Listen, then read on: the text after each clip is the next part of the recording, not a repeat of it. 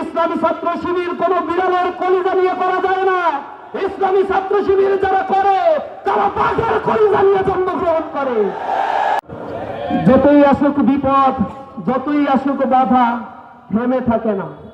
ইসলামী ছাত্র শিবিরে এই কাফেলার জনশক্তিরা জীবনের রক্ত দিতে প্রস্তুত, কিন্তু বাতিলের সামনে মাথা নত করে একদিনও থাকতে প্রস্তুত নয়। আমি বলেছিলাম ইসলামী ছাত্র শিবির কোন বিড়ালের কলিজা নিয়ে করা যায় না। ইসলামী ছাত্র শিবির যারা করে তারা বাঘের কলিজা নিয়ে জন্মগ্রহণ করে। যারা বিড়ালের কলিজা নিয়ে জন্মগ্রহণ করে তারা ছাত্র শিবির করতে পারে না। আমাদেরকে রক্তচক্ষু দেখানো হয়েছে, ক্যাম্পাস গুলোতে আমাদেরকে রক্তাক্ত করা হয়েছে, প্রশাসনের বাহিনীগুলোকে ব্যবহার করা হয়েছে। সকল বাহিনী ব্যবহার করে বাংলাদেশের টেকনাফ থেকে জাতুলিয়া, রূপসা থেকে পাতুলিয়া, তামাবিল থেকে বাংলা পান পর্যন্ত প্রতি ইঞ্চিতে ইসলামী ছাত্র শিবিরের আবাদ হয়েছে। সুতরাং আমরা বলতে চাই, দীর্ঘ জুলুম নির্যাতন নিষ্পেষণের মধ্য দিয়ে ইসলামী ছাত্র শিবিরের জনশক্তিদের ঈমান ও আকীদায় শুধু বৃদ্ধি পেয়েছে। আমাদের সংখ্যা তোমরা কমাতে পারো নাই, বরং দলে দলে কাফেলায় ছাত্ররা মহিরূহে পরিণত হয়েছে।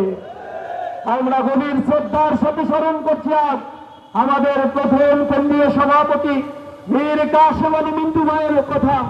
যে বীর সেনানী এই কাফেলার অগ্রযাত্রা শুরু করেছিল, যে বীর সেনানীর নামে ষড়যন্ত্র করে 11 ট্রাইব্যুনালের মাধ্যমে তথাকথিত যুদ্ধাপরাধীর মামলা দায়ের করা হয়েছিল, তখন মীর কাসেম আলী মিন্টু ভাই দেশের বাইরে অবস্থান করছিল।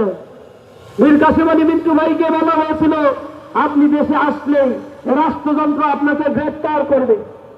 তখন মীর কাসেম আলী মিন্টু ভাই বলেছিল, আমরা মৃত্যুকে আলিঙ্গন করার জন্য এই কাফেলায় সামিল হয়েছি, বীর কাপুরুষের মধ্যে নিজেকে পলায়ন করার জন্য এই কাফেলায় আমরা আসি নাই।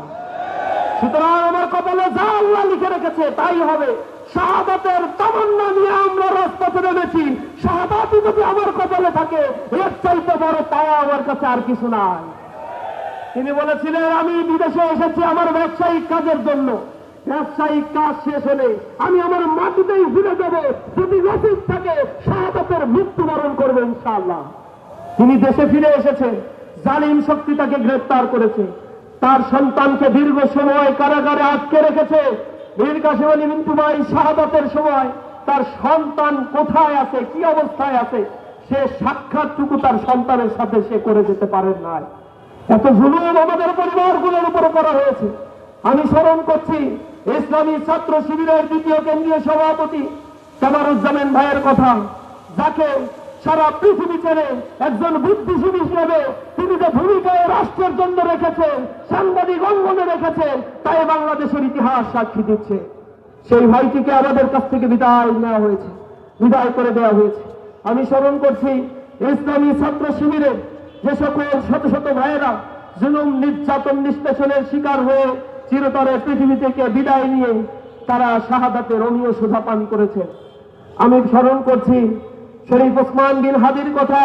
আমি স্মরণ করছি আধিপত্যবাদের বিরুদ্ধে লড়াই করা বীর সেনানী শহীদ আবরার ফাহাদের কথা।